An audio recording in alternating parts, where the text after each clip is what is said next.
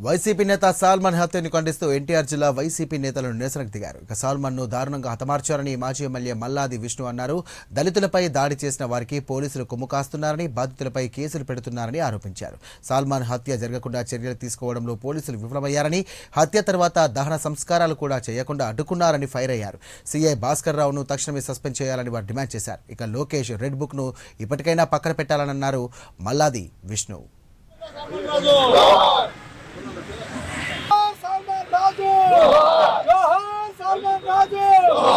దళితులపై దాడులు చేస్తున్న కూటమి ప్రభుత్వం, దళితులపై దాడులు చేస్తున్న కూటమి ప్రభుత్వం, దళితులపై దాడులు చేస్తున్న కూటమి ప్రభుత్వం. జోహార్ దళిత కార్యకర్త మంతా సాల్మన్ రాజు.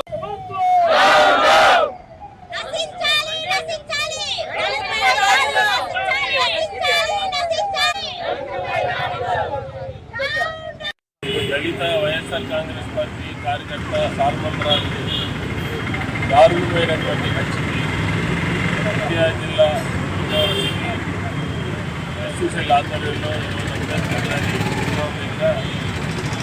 నిరసన కార్యక్రమం జరుగుతుంది. ఈ నిరసన కార్యక్రమంలో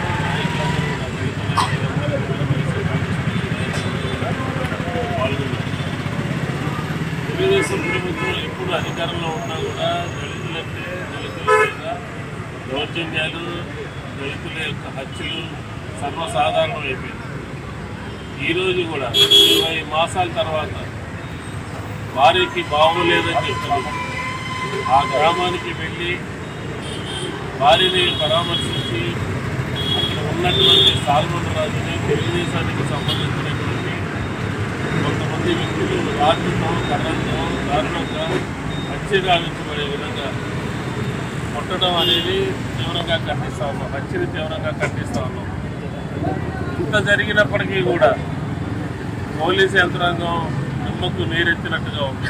ఉమ్మడి గుంటూరు జిల్లాలో దళితులపై తీవ్రమైనటువంటి దాడులు జరుగుతున్నటువంటి సంగతి మనందరికీ కొత్త కాదు. ఈ కూటమి ప్రభుత్వం అధికారంలోకి వచ్చిన వెంటనే అనేక సంఘటనలు జరిగాయి.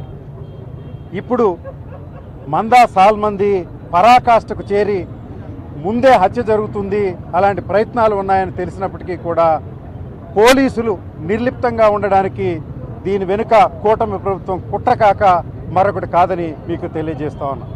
నిన్నగాక మొన్న పొన్నూరు నియోజకవర్గంలో మన్నవలో సర్పంచ్ స్థాయి వ్యక్తి దళితుడు అనేక సంవత్సరాల నుంచి 40 సంవత్సరాల నుంచి ఆ కుటుంబం ఎంతో రాజకీయంగా ముందుండి రైతువారీగా నడుపుతున్నటువంటి దళితుడి మీద హత్యా ప్రయత్నం జరగడం, సావు బ్రతుకుల్లో ఉన్న వ్యక్తిని ఇక్కడ రమేష్ హాస్పిటల్లో 50 రోజులు పెట్టి వైఎస్ఆర్ కాంగ్రెస్ పార్టీ పొన్నూరు నియోజకవర్గం జగన్మోహన్ రెడ్డి గారి సహకారంతో బ్రతికించుకున్నటువంటి విషయం మీకు తెలుసు. నేడు ఈ కార్యక్రమానికి పిలుపునిచ్చినటువంటి మాజీ ముఖ్యమంత్రి జగన్మోహన్ రెడ్డి గారి ఆదేశాల మేరకు పల్నాడు జిల్లా గురజాల నియోజకవర్గం పిన్నెల్లి గ్రామంలో ఏదైతే అనైతికంగా, అరాజకంగా, నిరంకుశత్వంగా 350 కుటుంబాలని 20 నెలలుగా వెలివేసి, దళిత కుటుంబాలను వెలివేసి సాంఘిక పరిష్కారం చేసి వాళ్ళ పొలాలని, ఇళ్లని స్వాధీనం చేసుకొని అన్యాయంగా ఆక్రమించుకొని అనుభవిస్తూ ఉన్నారు.